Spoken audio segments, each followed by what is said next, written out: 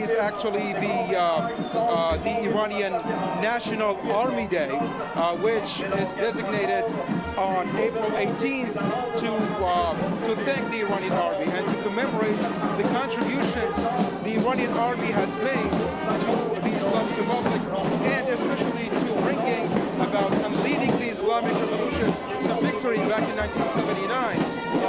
As you might know, the Iranian Army back in 1979 made major contributions to the victory of the Islamic Revolution by turning its back on the former dictator, the Shah's regime, and jumping on the bandwagon of the revolutionary crowd.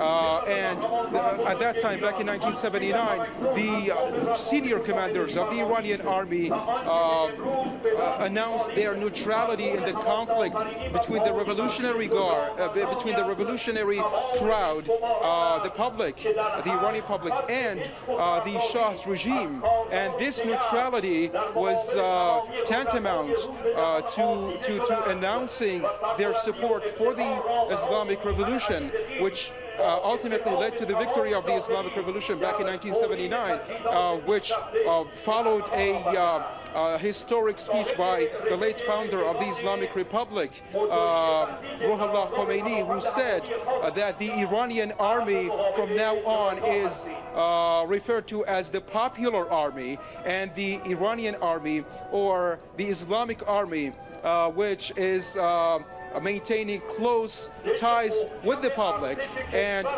that historic speech was on April 18th actually, and which marked the day of the National Army Day. And from that date on, the Islamic Republic of Iran across the country marks this day and commemorates this day as the National Army Day, during which nationwide celebrations is held, including large-scale parades by different units of the Iranian army across the country.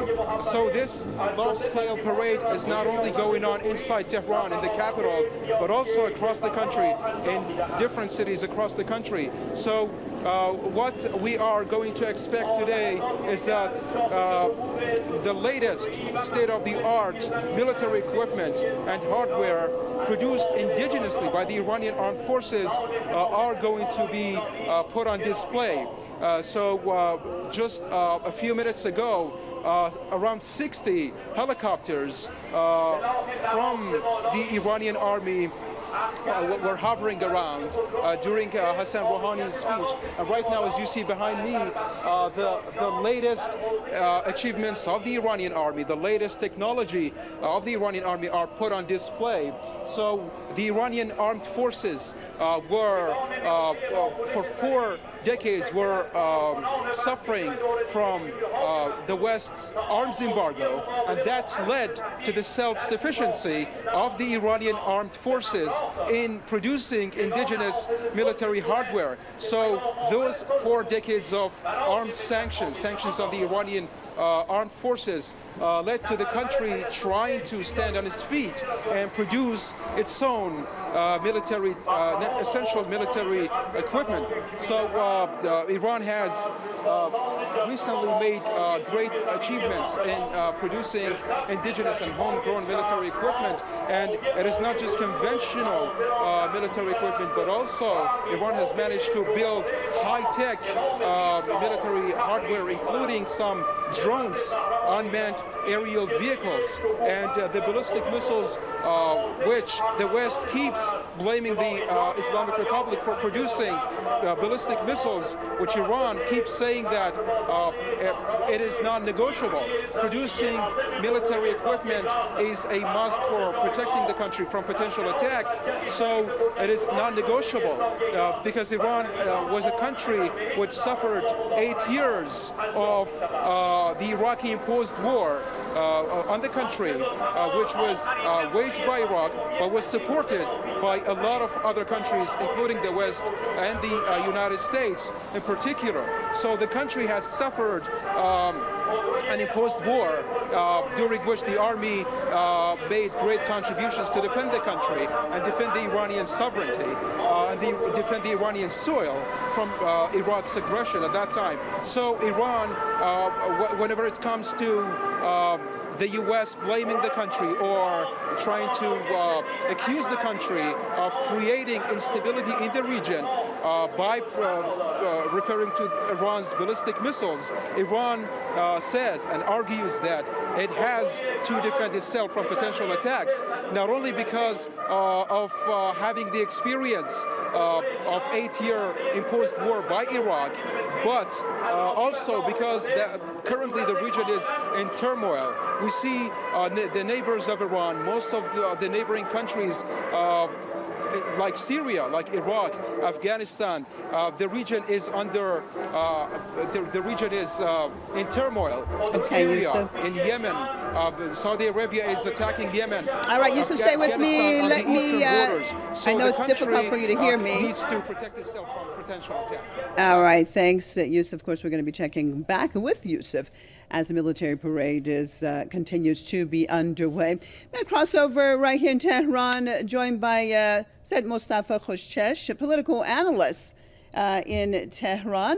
Thank you so much for being with us. Your perspective, tell us the importance of basically this military parade and having a strong military by the Islamic Republic, especially these days. Hello, Marzia, and thanks for having me. Well, I need to correct at first that I'm traveling from Tabriz to Ardabil, northwestern Iran. First, the main point is that Iran is situated in a very sensitive region in the Middle East. We know that most energy supplies go through this region. And that's why it's the focus. It is at the center of attention of the world powers and all the world countries. So it's very important to everyone. Now, especially at the present juncture, when Donald Trump is filling the region with various types of his beautiful missiles and weapon systems, the threat that is posed to independent countries like Iran, or the ones that are involved in a war against proxy forces of the United States, like Iraq, Syria, and Lebanon, and others. It's a very sensitive juncture. So these countries need to have a very robust and powerful military system and weapon systems in order to keep the balance in place, in order to deter enemies from threatening them. And their military power actually is somehow a main factor for keeping peace in the region and to keep security maintained in this region. So it's very important for Iran to have a very powerful military, army, IRGC, and others, in order to show that enemies of the country cannot attack it. And if Iran were weak, then we would have been, under constant threats, serious threats of military action. And the same fate would be, waiting for us, the same fate that of those countries like Afghanistan and Iraq and Syria would be waiting for us. So it's very important for this country to be powerful in military terms.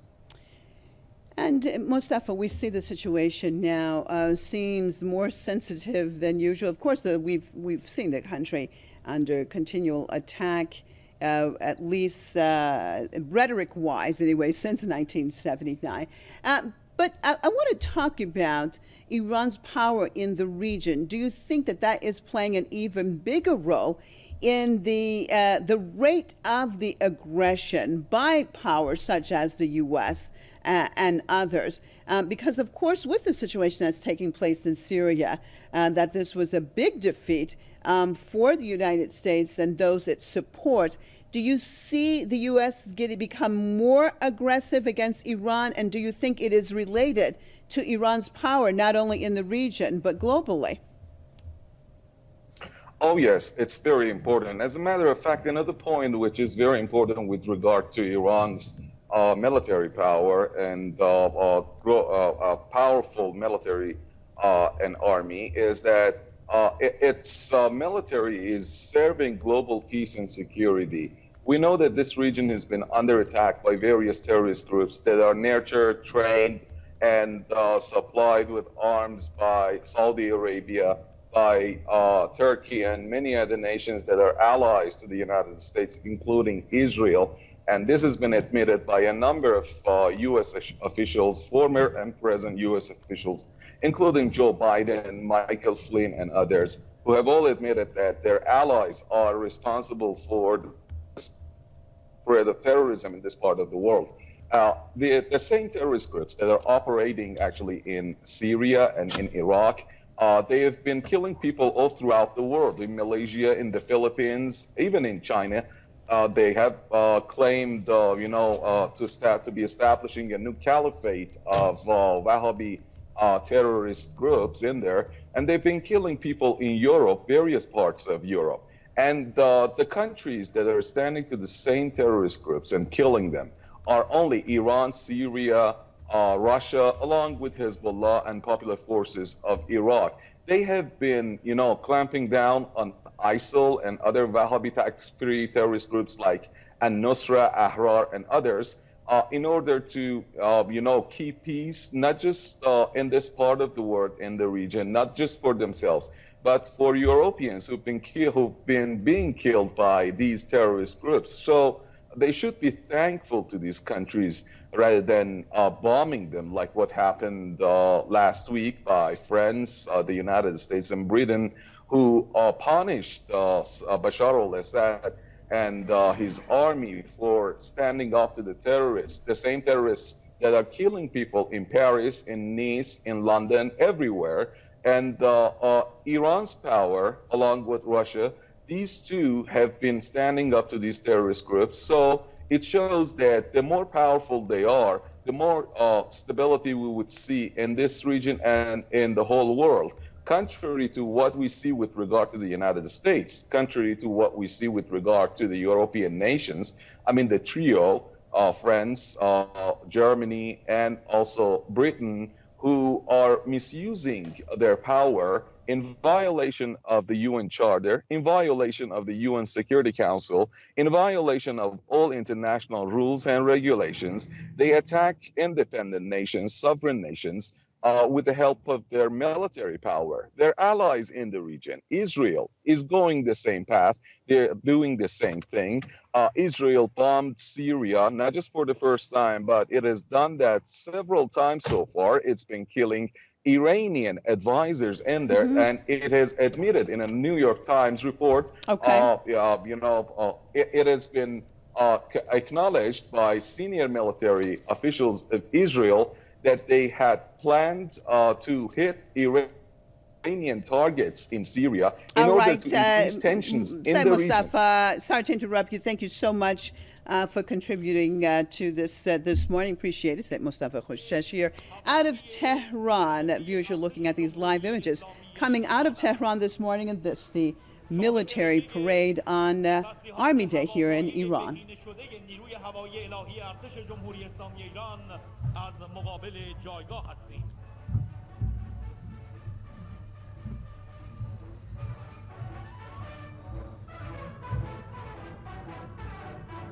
You can see missiles put on display in the course of the military parade on the National Army Day,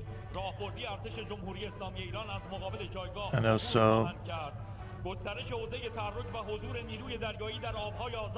the expanding presence of the Navy in the high seas has turned this force into a strategic force, a real strategic force.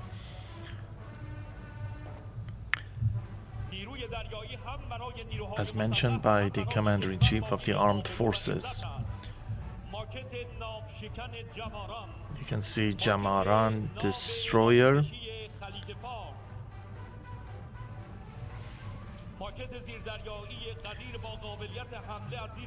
and also Qadir submarine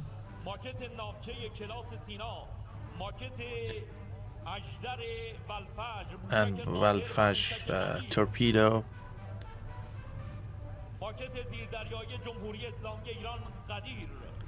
Qadir submarine,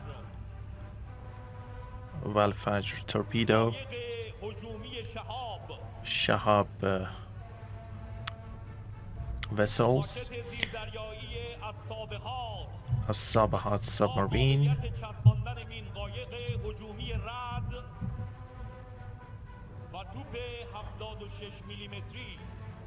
and a 76mm cannon.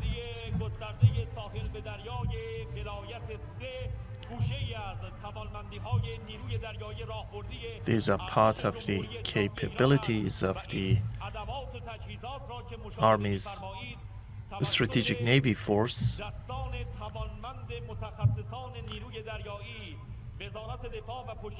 And the said military hardware and equipment have been manufactured by domestic experts.